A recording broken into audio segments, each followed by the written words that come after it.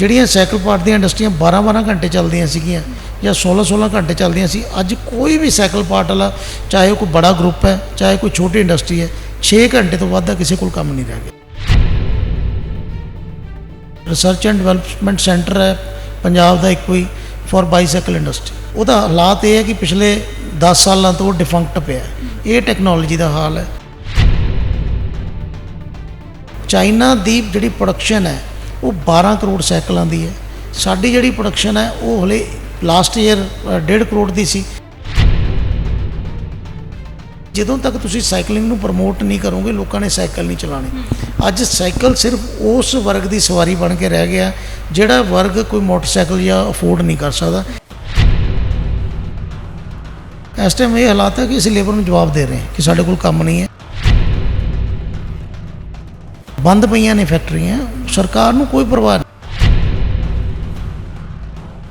China ਦੇ ਵਿੱਚ ਅੱਜ 43 ਰੁਪਏ ਲੋਹਾ ਵਿਕ ਰਿਹਾ ਤੇ ਸਾਡੀ ਜਿਹੜੀ ਰਾਸ਼ਟਰੀ ਇਸਪਾਤ ਨਿਗਮ ਲਿਮਟਿਡ ਜਾਂ steel authority of limited India limited ਹੈ, ਇਹ 60 ਰੁਪਏ ਲੋਹਾ ਇੰਡੀਆ 'ਚ ਕਿਉਂ ਵੇਚ ਰਹੀਆਂ ਨੇ? ਜੇ ਬੈਂਕਾਂ ਨੇ ਅੱਜ ਥੋੜ੍ਹਾ ਜਿਹਾ ਵੀ ਹੱਥ ਖਿੱਚ ਲਿਆ ਤਾਂ 70% ਬਾਈਸਾਈਕਲ ਇੰਡਸਟਰੀ ਬੰਦ ਹੋ ਜਾਏਗੀ। ਜਦੋਂ ਮਰਜ਼ੀ ਸਟੀਲ ਕੰਪਨੀਆਂ ਜਦੋਂ ਦੇਖਦੀਆਂ ਰੇਟ ਵਧਾ ਦਿੰਦੀਆਂ, ਔਰ ਜਦੋਂ ਰੇਟ ਵੱਧਦਾ ਉਦੋਂ ਇੱਕਦਮ ਇਸ ਤਰ੍ਹਾਂ ਦੇ ਹਾਲਾਤ ਹੋ ਜਾਂਦੇ ਨੇ ਕਿ ਨਾ ਸਾਡੇ ਕੋਲ ਕੋਈ ਆਰਡਰ ਹੁੰਦਾ ਹੈ ਔਰ ਨਾ ਹੀ ਸਾਡੇ ਕੋਲ ਜਿਹੜਾ ਹੈ ਕੋਈ ਪ੍ਰੋਡਕਸ਼ਨ ਦੇ ਵਿੱਚ ਸਾਡਾ ਸਿਸਟਮ ਬਣ ਪਾਉਂਦਾ। ਉਹ ਜਿਹੜਾ 36-37 ਵਾਲਾ ਸਟੀਲ ਸੀ ਉਹ ਵੱਧ ਕੇ ਜਦੋਂ ਕੋਵਿਡ ਖਤਮ ਹੋਇਆ ਲਾਸਟ ਈਅਰ, ਉਹਦੇ ਰੇਟ ਜਿਹੜੇ ਨੇ ਉਹ 70 ਰੁਪਏ ਦੇ ਆਸ-ਪਾਸ ਆ ਗਏ ਸੀ। ਬਹੁਤ ਸਾਰੇ ਜਿਹੜੇ ਇੰਡੀਆ ਦੇ ਐਕਸਪੋਰਟਰ ਸੀਗੇ ਉਹਨਾਂ ਨੇ ਚਾਈਨਾ 'ਚੋਂ ਆਪਣੇ ਆਫਿਸਿਸ ਕੋਵਿਡ ਤੋਂ ਬਾਅਦ ਬੰਦ ਕਰ ਦਿੱਤੇ ਸੀ। ਉਹ ਨਹੀਂ ਆਪਰੇਟ ਕਰ ਰਹੇ ਸੀ ਚਾਈਨਾ ਤੋਂ। ਉਹਨਾਂ ਲੋਕਾਂ ਨੇ ਫਿਰ ਦੁਬਾਰਾ ਚਾਈਨਾ ਤੋਂ ਸਟੀਲ ਲੈ ਕੇ, ਸਟੀਲ ਦੇ ਪ੍ਰੋਡਕਟ ਇਕੱਲੇ ਸਾਈਕਲ ਪਾਰਟ ਹੀ ਨਹੀਂ, ਸਕੈਫੋਲਡਿੰਗ, ਫਾਸਟਨਰ, ਸਾਰੇ ਮਾਲ ਚਾਈਨਾ ਤੋਂ ਲੈ ਕੇ ਐਕਸਪੋਰਟ ਕਰਨਾ ਸ਼ੁਰੂ ਕਰ ਦਿੱਤਾ। ਆਉਣ ਵਾਲਾ ਜਿਹੜਾ ਸਮਾਂ ਹੈ ਉਹ ਜਾਂ ਤਾਂ ਇੰਡੀਆ 'ਚ ਸਟੀਲ ਪ੍ਰਾਈਸਿਸ ਜੇ ਨਾ ਘਟੇ ਤਾਂ ਇੰਡਸਟਰੀ 'ਤੇ ਇੱਕ ਬਹੁਤ ਬੜਾ ਅਸਰ ਜਿਹੜਾ ਸਾਈਕਲ ਪਾਰਟ ਦੇ ਉੱਪਰ ਪੈਣ ਵਾਲਾ। ਕੁਆਲਿਟੀ ਵਾਈਜ਼ ਲੋਕ ਚਾਈਨਾ ਪ੍ਰੈਫਰ ਨਹੀਂ ਕਰਦੇ, ਲੇਕਿਨ ਜਿਹੜੇ ਚਾਈਨਾ ਦੇ ਬਾਈਸਾਈਕਲਸ ਦੀ ਕੁਆਲਿਟੀ ਹੈ ਉਹ ਅੱਜ ਵੀ ਇੰਡੀਆ ਨਾਲੋਂ ਬੈਟਰ ਆ ਰਹੀ ਹੈ। ਸਤਿ ਸ਼੍ਰੀ ਅਕਾਲ, ਤੁਸੀਂ ਦੇਖ ਰਹੇ ਹੋ ਦਾ ਸਿਟੀ ਹੈਡਲਾਈਨਸ ਤੇ ਮੈਂ ਹਾਂ ਤੁਹਾਡੇ ਨਾਲ ਨਿਧੀ ਵਰਮਾ।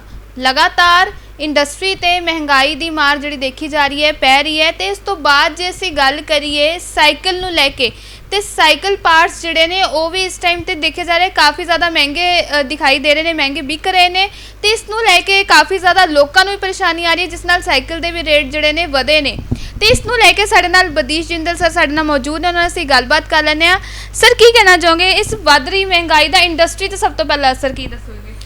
ਦੇਖੋ, ਗੱਲ ਇਹ ਹੈ ਕਿ ਜਦੋਂ ਵੀ ਪ੍ਰਾਈਸਿਸ ਵੱਧਦੇ ਨੇ ਕਿਸੇ ਵੀ ਚੀਜ਼ ਦੇ, ਚਾਹੇ ਉਹ ਸਾਈਕਲ ਪਾਰਟ ਹੈ ਚਾਹੇ ਕੋਈ ਵੀ ਆਈਟਮ ਹੈ, ਉਹਦਾ ਜਿਹੜਾ ਸਭ ਤੋਂ ਵੱਡਾ ਨੁਕਸਾਨ ਹੁੰਦਾ ਕਿ ਇੱਕ ਤਾਂ ਸਾਡੇ ਜਿਹੜੇ ਪ੍ਰੋਫਿਟਸ ਨੇ ਉਹ ਖਤਮ ਹੋ ਜਾਂਦੇ ਨੇ, ਸਾਡੇ ਜਿਹੜੇ ਕਸਟਮਰਸ ਨੇ ਉਹ ਮਾਲ ਲੈਣਾ ਬੰਦ ਕਰ ਦਿੰਦੇ ਨੇ, ਔਰ ਇੱਕ ਬਹੁਤ ਹੀ ਬੁਰਾ ਅਸਰ ਜਿਹੜਾ ਪ੍ਰੋਡਕਸ਼ਨ ਲਾਈਨ ਦੇ ਉੱਪਰ, ਮਾਰਜਨਸ ਦੇ ਉੱਪਰ, ਹਰ ਚੀਜ਼ ਦੇ ਉੱਪਰ ਪੈਂਦਾ ਹੈ ਇਹਦਾ।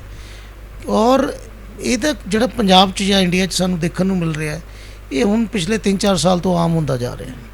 ਜਦੋਂ ਮਰਜ਼ੀ ਸਟੀਲ ਕੰਪਨੀਆਂ ਜਦੋਂ ਦੇਖਦੀਆਂ ਰੇਟ ਵਧਾ ਦਿੰਦੀਆਂ, ਜਦੋਂ ਦਿਲ ਕਰਦਾ ਰੇਟ ਘਟਾ ਦਿੰਦੀਆਂ, ਔਰ ਜਦੋਂ ਰੇਟ ਵੱਧਦਾ ਉਦੋਂ ਇੱਕਦਮ ਇਸ ਤਰ੍ਹਾਂ ਦੇ ਹਾਲਾਤ ਹੋ ਜਾਂਦੇ ਨੇ ਕਿ ਨਾ ਸਾਡੇ ਕੋਲ ਕੋਈ ਆਰਡਰ ਹੁੰਦਾ ਹੈ ਔਰ ਨਾ ਹੀ ਸਾਡੇ ਕੋਲ ਜਿਹੜਾ ਹੈ ਕੋਈ ਪ੍ਰੋਡਕਸ਼ਨ ਦੇ ਵਿੱਚ ਸਾਡਾ ਸਿਸਟਮ ਬਣ ਪਾਉਂਦਾ। ਇਸ ਕਰਕੇ ਕਾਫੀ ਦਿੱਕਤ ਜਿਹੜੀ ਹੈ ਉਹ ਇਸ ਚੀਜ਼ ਨਾਲ ਆਈ ਹੋਈ ਹੈ, ਪ੍ਰਾਈਸਿਸ ਦੇ ਨਾਲ।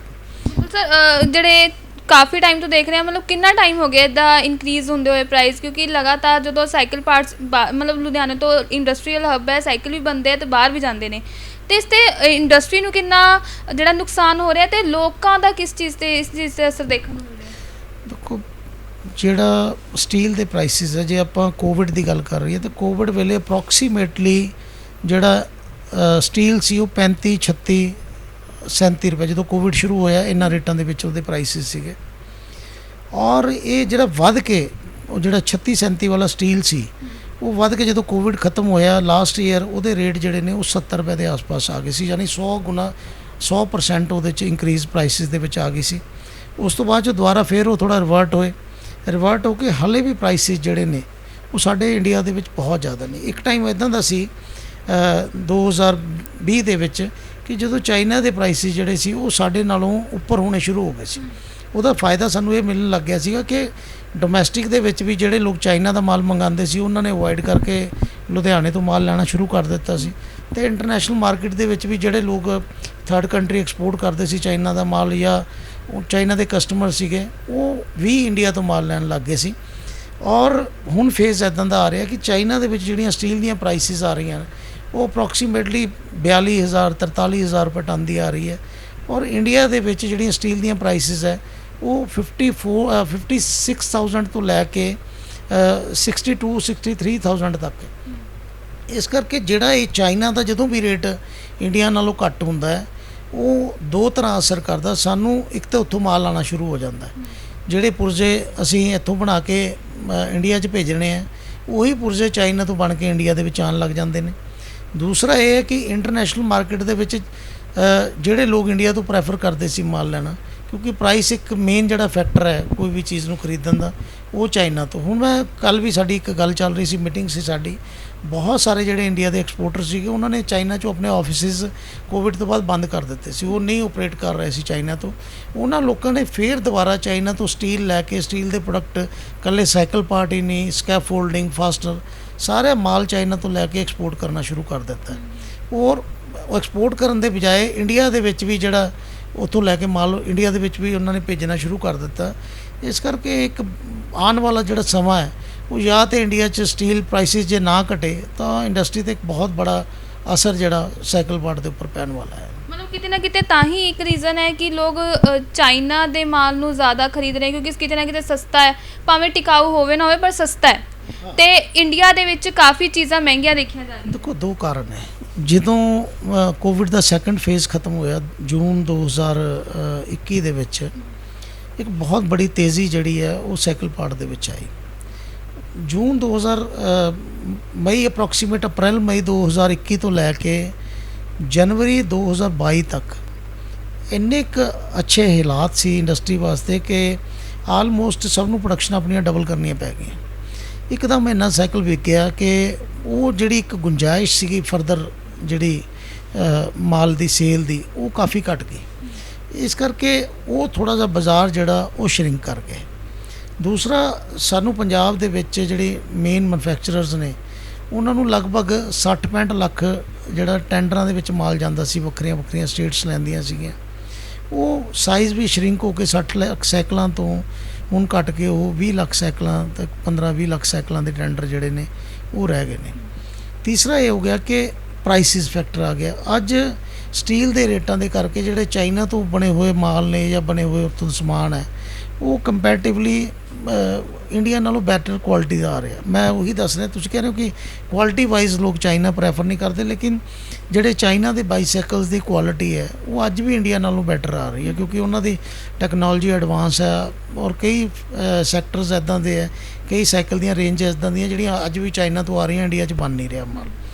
ਇਸ ਕਰਕੇ ਉਹ ਜਿਹੜਾ ਬਾਜ਼ਾਰ ਹੈ ਉਹ ਤੇ ਫਿਰ ਦੁਬਾਰਾ ਚਾਈਨਾ ਦਾ ਕਬਜ਼ਾ ਹੋ ਗਿਆ, ਕਿਉਂਕਿ ਉੱਥੇ ਪ੍ਰਾਈਸਿਸ ਘਟ ਗਏ ਨੇ।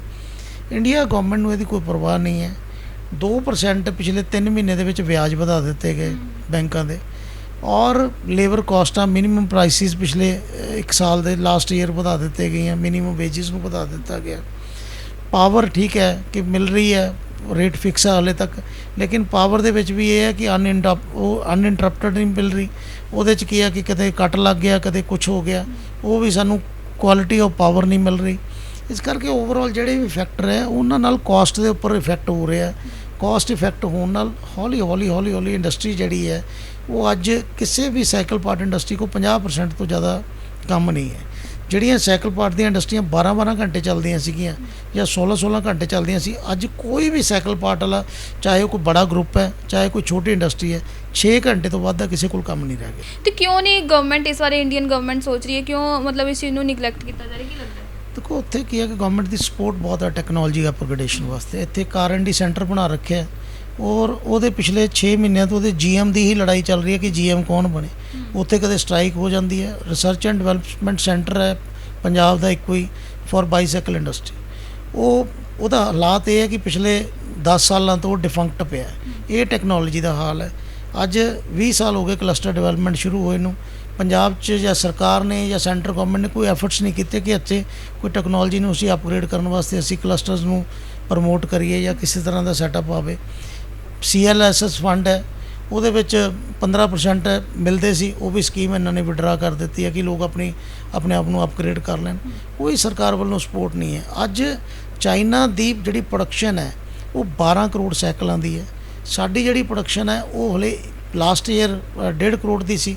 ਮੇਰੇ ਹਿਸਾਬ ਨਾਲ ਐਤਕੀ 80-90 ਲੱਖ ਤੋਂ ਬੜੀ ਮੁਸ਼ਕਿਲ ਜੇ ਆਏਗੀ ਤਾਂ 1 ਕਰੋੜ ਤੱਕ ਦੀ ਪਹੁੰਚ ਜਾਏਗੀ। ਇਸ ਤੋਂ ਉੱਪਰ ਟੱਪਣ ਦੀ ਪੋਜੀਸ਼ਨ 'ਚ ਨਹੀਂ ਹੈ। ਸਾਡੇ ਨਾਲੋਂ 12 ਗੁਣਾ ਅੱਗੇ ਚੱਲ ਰਹੇ ਨੇ। ਇਸ ਕਰਕੇ ਉਹਨਾਂ ਦੀਆਂ ਪ੍ਰੋਡਕਸ਼ਨਾਂ ਕਰਕੇ ਉਹ ਆਪਣੇ ਆਪ ਨੂੰ ਅਪਗ੍ਰੇਡ ਕਰਦੇ ਰਹਿੰਦੇ। ਡੇਲੀ ਉਹਨਾਂ ਦੇ ਡਿਜ਼ਾਈਨ ਚੇਂਜ ਹੁੰਦੇ, ਡੇਲੀ ਉਹਨਾਂ ਦੇ ਅਲੋਏ ਦੇ ਬਾਈਸਾਈਕਲਸ ਨੇ। ਅਸੀਂ ਹਾਲੇ ਤੱਕ ਸੋਚਿਆ ਨਹੀਂ ਹੈ, ਉੱਥੋਂ ਬਣ ਕੇ 20 ਸਾਲ ਦੇ ਇੱਥੇ ਆ ਰਹੇ ਨੇ। ਇਸ ਕਰਕੇ ਗੌਰਮੈਂਟ ਵੱਲੋਂ ਕੋਈ ਸਪੋਰਟ ਨਹੀਂ ਹੈ। ਈਵਨ ਕਿ ਬਹੁਤ ਵਾਰ ਡਿਮਾਂਡ ਕੀਤੀ ਗਈ ਕਿ ਮੈਂਡੇਟਰੀ ਕਰ ਦਿੱਤਾ ਜਾਵੇ, ਸਾਈਕਲਿੰਗ ਲੇਨ ਹਰ ਸ਼ਹਿਰ ਦੇ ਵਿੱਚ ਹੋਣੀ ਚਾਹੀਦੀ ਹੈ। ਲੁਧਿਆਣਾ ਜਿਹੜਾ ਕਿ ਬਾਈਸਾਈਕਲ ਦਾ ਹੱਬ ਹੈ, ਲੁਧਿਆਣਾ ਹੀ ਸਾਈਕਲ ਲੇਨ ਨਹੀਂ ਬਣ ਸਕੀ, ਕਿਉਂਕਿ ਜਦੋਂ ਤੱਕ ਤੁਸੀਂ ਸਾਈਕਲਿੰਗ ਨੂੰ ਪ੍ਰਮੋਟ ਨਹੀਂ ਕਰੋਗੇ ਲੋਕਾਂ ਨੇ ਸਾਈਕਲ ਨਹੀਂ ਚਲਾਉਣੇ। ਅੱਜ ਸਾਈਕਲ ਸਿਰਫ ਉਸ ਵਰਗ ਦੀ ਸਵਾਰੀ ਬਣ ਕੇ ਰਹਿ ਗਿਆ ਜਿਹੜਾ ਵਰਗ ਕੋਈ ਮੋਟਰਸਾਈਕਲ ਜਾਂ ਅਫੋਰਡ ਨਹੀਂ ਕਰ ਸਕਦਾ।